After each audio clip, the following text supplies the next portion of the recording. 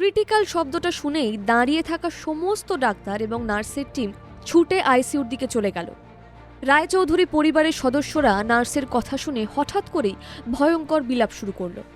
তারই মধ্যে দেখা গেল অরিন্দম কাকা রাগত স্বরে বলছেন, এই রাহুলের ওই পালিত বাচ্চার জন্যই এসব হচ্ছে।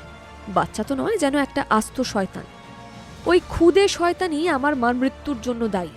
চুপ করবে তোমরা সবাই? রাহুলের ধমক খেয়ে সবাই একসঙ্গে চুপ করে গেল। তোমার মন না থাকতে পারে, আমাদের মন আছে। আমার মাটা চলে যাচ্ছে, আর আমরা যারা মাকে ভালোবাসি তারা কাঁদছি বলে তুমি আবার আমাদের ধমকাচ্ছ? ঠাম্মার কিচ্ছু হয়নি, ঠাম্মা এখনো বেঁচে আছে। তোমরা এরকম মরা কান্না কাঁদছো কেন সবাই? কথাটা বলতেই আশ্চর্যজনকভাবে রায়চৌধুরী পরিবারের যারা এতক্ষণ বিলাপ করছিল সকলেই চুপ করে গেল। রাহুল খুব ভালো করেই জানে এদের মধ্যে বেশিরভাগের কান্নাই কুমিরের কান্না। তারা শুধু শোক দেখাতেই কান্নার নাটক করছে, কিন্তু তখন সেসব দেখার সময় নেই তার। ঠাম্মা কেমন আছে তাই নিয়ে সে বেশি চিন্তিত। একটু দূরে দাঁড়িয়ে অমৃতা সমস্ত ব্যাপারটা পর্যবেক্ষণ করছিল।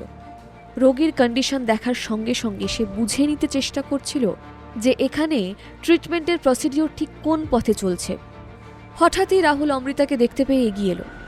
এতক্ষণ সকলের সঙ্গে দাপটের সঙ্গে কথা বলছিল রাহুল। এখন অমৃতাকে দেখে তার চোখে কেমন যেন একটা অসহায়ত্ব ফুটে উঠল। সে বলল, অমৃতা ম্যাডাম, আমি আপনার কাছে চিরকৃতজ্ঞ থাকব। প্লিজ আপনি আমার ঠাম্মাকে বাঁচিয়ে দিন। আমি জানি আপনি চাইলে মিরাকেল করতে পারেন। আপনি তো এর আগেও মিরাকেল করেছেন। প্লিজ আমার ঠাম্মাকেও সুস্থ করে দিন। অমৃতা রাহুলকে কখনো এমনভাবে দেখেনি। রাহুল আজ যেন কেমন অসহায়ভাবে তাকিয়েছিল অমৃতার দিকে। অমৃতার বড় খারাপ লাগছিল রাহুলকে এইভাবে দেখতে, কিন্তু রাহুলকে সান্ত্বনা দেওয়ার থেকেও এখন বেশি জরুরি ছিল রাহুলের ঠাকুমাকে সুস্থ করে তোলা। সে কোনো কথা না বলে ধীর পায়ে আইসিইউর ভিতরে প্রবেশ করল। সেখানে ব্যস্ত সমস্ত হয়ে সমস্ত ডাক্তারেরা ছোটাছুটি করছে। অমৃতা দেখল শ্বেত শুভ্র বিছানায় একজন অতি বৃদ্ধা ভদ্রমহিলা চোখ বন্ধ করে শুয়ে আছেন। তার মধ্যে প্রাণের কোনো লক্ষণই নেই। অভিজ্ঞ ডাক্তার অমৃতার বুঝতে অসুবিধা হলো না পরিস্থিতি সত্যিই অত্যন্ত খারাপ। রাহুল অসীম আগ্রহ নিয়ে তাকিয়েছিল অমৃতার দিকে, কিন্তু অমৃতার চোখের দিকে তাকিয়ে সে বুঝতে পারল ঠাম্মার অবস্থা সত্যিই কতটা খারাপ। অমৃতা ধীরে ধীরে ভদ্রমহিলার পিছনে রাখা মনিটরের কাছে চলে গেল। সেখানে গিয়ে কিছু রিডিং দেখতে লাগল। তখনই একজন নার্স বলল, ম্যাডাম, আমরা রেডি। অমৃতা ঘুরে দেখল নার্স একজন লেডি ডক্টরকে কথাটা বলছে। লেডি ডক্টরটি বলল, okay, ready for electric shock, 200 watt. কথাটা বলার সঙ্গে সঙ্গে একটা শব্দ হলো, আর ঠাম্মার শরীরটা বিছানা থেকে লাফিয়ে উঠল কিছুটা। রাহুল যেন আর সহ্য করতে পারছে না এই দৃশ্য। সে ভাবল সবই হয়তো শেষ হয়ে গেছে। তার চোখের কোণে একটা সব হারানোর বেদনা দেখতে পেল অমৃতা। কিন্তু তারপরে মনিটরে বিপ বিপ শব্দটা ফিরে এলো। রাহুল দেখল ক্ষীণভাবে ঠাম্মার শ্বাস প্রশ্বাস পড়ছে। যে ডাক্তার ঠাম্মার বিছানার পাশে দাঁড়িয়ে ইলেকট্রিক শক দিলেন তিনি এবার স্বস্তির শ্বাস ফেলে বললেন, থ্যাংক গড, আমরা ওনাকে মৃত্যুর মুখ থেকে ফিরিয়ে আনতে পেরেছি। রাহুল কাঁপা কাঁপা স্বরে বলল, আমার ঠাকুমা কেমন আছেন? ভদ্রমহিলা অত্যন্ত বিনীতভাবে বললেন, দেখুন, এখনকার মতো তো ওনার হৃদস্পন্দন চালু করেছি, অর্থাৎ বলতে পারেন আপাতত প্রাণ ফিরিয়ে এনেছি। রাহুল এবার অমৃতার দিকে তাকিয়ে বলল, তাহলে কি এখনই অপারেশন করে ফেলা দরকার? না, এখন অপারেশন করা যাবে না। এইমাত্র যে কার্ডিয়াক অ্যারেস্টটি ওনার হয়েছে তার ফলে ওনার মাল্টিপল অর্গান ফেলিয়ার হওয়ার সম্ভাবনা বহু গুণ বেড়ে গেছে। এখন অপারেশন করতে গেলে ওনার মৃত্যু পর্যন্ত হতে পারে। তরুণী ডাক্তারটির নাম সুস্মিতা। রাহুল, অমৃতা আর ডক্টর সুস্মিতা রোগীর প্রেজেন্ট কন্ডিশন সম্পর্কে কথা বলতে বলতে আইসিইউর বাইরে এলো। তখনই প্রায় ছুটে এলো অরিন্দম কাকা। বলল, ডাক্তার কি বলছে শুনেছ? আমার মায়ের বাঁচার চান্স খুব কম। আমি আমার মাকে হারিয়ে ফেলবো এবার। আর এই সব কিছু হয়েছে ওই শয়তান আর্যের জন্য। ওই আর্যই আমার মাকে মেরে ফেলেছে, খুনি কোথাকার। আমার মা কি ক্ষতি করেছিল আর্যর যার জন্য এতখানি প্রতিশোধ নিল সে? রাহুল, আমরা তোমায় পই পই করে বারণ করেছিলাম। ওই ছেলেকে আমাদের বাড়িতে না রাখতে বলেছিলাম দূরে কোনো হস্টেলে পাঠিয়ে দিতে, কিন্তু তুমি আমাদের কোনো কথাই শোনোনি। আর তারপর কি হলো দেখেছো আজকে? ওই ছেলেটাই আমার মাকে সিঁড়ি থেকে ধাক্কা দিয়ে ফেলে দিল, আর আমার মা এখন মরতে বসেছে। রাহুলের মনে হচ্ছিল এখনই একটা উপযুক্ত জবাব দেয় সে, কিন্তু সে এটাও খুব ভালো করেই জানে যে এখন পরিস্থিতি তার অনুকূলে নেই। সবাই উঠে পড়ে লেগেছে রাহুলকে আর আর্যকে কোণঠাসা করতে, তাই সে কোনো মতে চুপ করে রইল। অরিন্দম কাকাকে দেখলেই বোঝা যায় তিনি কতটা ধূর্ত। ছোটখাটো চেহারার মানুষটির মুখের প্রতিটি রেখায় সেই ধূর্ততা প্রকাশ পায়। তিনি যে নিজের সুবিধের জন্য যা খুশি করতে পারেন তা তার চোখের দিকে তাকালেই বোঝা যায়।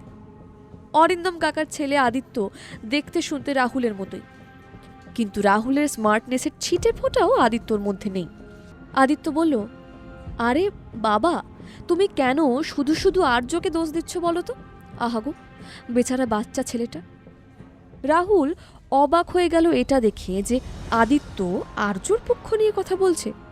তারপরেই আদিত্য বলল, আসলে কি জানো তো, বাচ্চাটা তো সুস্থ স্বাভাবিকই নয়, একটা পাগল। আর পাগল কখন কি করে তার উপর কি তার নিজের নিয়ন্ত্রণ থাকে? তুমি কি ভাবছো আর্য যখন ঠাম্মাকে ফেলে দিয়েছে তখন সে আদৌ সেটা বুঝে করেছে? একদমই না। ওর ভালো লেগেছে তাই জন্য খেলার ছলে ও ঠাম্মাকে ধাক্কা দিয়ে দিয়েছে। আসলে পাগলের খেয়াল ছাড়া আর কিছু না। কি রাহুলদা, তাই তো? রাহুল চোখ বন্ধ করে নিজের মুঠোটা শক্ত করল, যেন এইভাবে সে নিজের রাগকে নিয়ন্ত্রণ করতে চাইল। ঠিক তখনই সেখানে এসে পৌঁছালো অরিন্দম কাকার নাতি অর্পণ। অর্পণের বয়স আর্যরই সমান। গলায় আক্রোশ এনে হঠাৎ করে গোল্লা বলল, কোথায় ওই আর্য? কোথায় লুকিয়ে আছে সে? তাকে এক্ষুনি ডাকো। আমি ডাব্লিউডাব্লিউইর একটা ঘুষিতে ওকে আজকে একেবারের জন্য শুইয়ে দেব। বলেই হসপিটালের রেস্টরুমের দিকে ছুটল, যেখানে আর্য আছে। রাহুল প্রায় ছুটে গিয়ে আটকালো গোল্লাকে, কিন্তু ছুটন্ত গোল্লাকে ধরতে গিয়ে রাহুলের হাত লেগে গোল্লা মাটিতে পড়ে গেল। ভারী শরীর নিয়ে মাটিতে পড়ে যাওয়ায় দুম করে শব্দ হলো, আর তার চেয়েও তার স্বরে গোল্লা কাঁদতে আরম্ভ করল। তাই দেখে আদিত্য আর অরিন্দম কাকা ছুটে গেলেন গোল্লার কাছে। রাহুল জ্যাঠা আমায় মেরে ফেললো আমায় রাহুল জ্যাঠা, যেমন করে ওই আর্য বড় দিদাকে মেরে ফেলতে গেছিল, রাহুল জ্যাঠা আমায় মেরে ফেললো গো। আদিত্য রাগত চোখে রাহুলের দিকে তাকিয়ে বলল, এটা তুমি কি করলে? এতটুকু বাচ্চাকে এইভাবে কেউ মারে? ওকে আমি মারিনি, হাত লেগে পড়ে গেছে। তবে ওকে কটা দিনের জন্য আমার কাছে পাঠিয়ে দাও, এমন শিক্ষা দেব যে ও ঠিক শিখে যাবে যে বড়দের সাথে কিভাবে কথা বলতে হয়। এতই যদি তোমার জ্ঞান, তবে নিজের ছেলেটাকে মানুষ করতে পারছো না কেন? তাকে তো এটুকু শিক্ষা দীক্ষা দিতে পারতে, তাহলে তো আজকে আমাদের এই দিনটা দেখতে হতো না। নিজের ছেলেটাকে তো আস্ত একটা খুনি তৈরি করেছো। একদম আমার ছেলেকে খুনি বলবে না। আমার ছেলের উপর আমার পূর্ণ ভরসা আছে, সে কিচ্ছু করেনি, তাই বুঝি? কিন্তু রাহুলদা, সিসিটিভি তো আর মিথ্যে কথা বলবে না। আমরা সিসিটিভি ফুটেজ দেখেছি আর্য কিভাবে ঠাম্মাকে ধাক্কা দিয়ে সিঁড়ি থেকে ফেলে দিয়েছে। আর্যর ওপর যে অপরাধের দায় চাপানো হচ্ছিল তার দুটো প্রমাণ ছিল। প্রথম প্রমাণ এই সিসিটিভি ফুটেজে পিছন থেকে ঠাম্মার পড়ে যাওয়ার দৃশ্যটা রেকর্ড হয়েছিল। সেখানে আর্যকে দেখা যায়নি, কিন্তু তার হাতের মুভমেন্ট দেখে বোঝা যাচ্ছিল যে সে ঠাম্মাকে ধাক্কা দিয়েছে। আর দ্বিতীয় প্রমাণ ছিল বাড়ির কাজের লোকেদের বক্তব্য। আইসিইউর সামনে যখন এইসব কথাবার্তা চলছে, অদূরে দাঁড়িয়ে আর্য তখন সবটাই শুনতে পাচ্ছে। সে মুখে মাস্ক পরে আছে আর মাথা ঢেকে রেখেছে টুপিতে, চোখে পিপিই কিট, সঙ্গে যে চশমা ব্যবহার করা হয় পরে আছে সেই চশমা। কিন্তু সেই চশমা তার চোখের জল আড়াল করতে পারছে না। বহুক্ষণ ধরে সে কেঁদে চলেছে। তার মাস্ক প্রায় ভিজে গেছে তার চোখের জলে। রায়চৌধুরী পরিবারের লোকেরা তাকে যা নয় তাই বলে চলেছে, কিন্তু সে সেই জন্য কাঁদছে না। সে কাঁদছে তার কারণ আজ তার আদরের বড় মা মৃত্যুর সঙ্গে লড়াই করছে। সে ঈশ্বরকে ডাকছে যেন বড় মা ঠিক হয়ে যায়। তখনই সে দেখতে পেল অদূরেই অমৃতা এসে দাঁড়িয়েছে। আর্য জানে যদি বড় মাকে কেউ ঠিক করতে পারে তাহলে সে একমাত্র তার মা। সে যেন আর নিজেকে আটকাতে পারল না। পিছন থেকে ছুটে গিয়ে অমৃতাকে 2 হাতে জড়িয়ে ধরে বলল, আমার বড় মাকে ঠিক করে দাও মাম্মাম, তুমিই একমাত্র পারবে, আমার বড় মাকে ঠিক করে দাও। আর্যের এই আকুতি শুনে কি অমৃতা চিনে ফেলবে আর্যকে? আর্যের মাম্মাম ডাকে কি সন্দেহ হবে অমৃতার? সত্যি কি অমৃতা পারবে রাহুলের ঠাম্মাকে সুস্থ করে তুলতে? আজই ডাউনলোড করুন পকেট এফএম এর অ্যাপটি আর শুনতে থাকুন এক যে ছিল কন্যা। লিংকটি রয়েছে ডেসক্রিপশনে।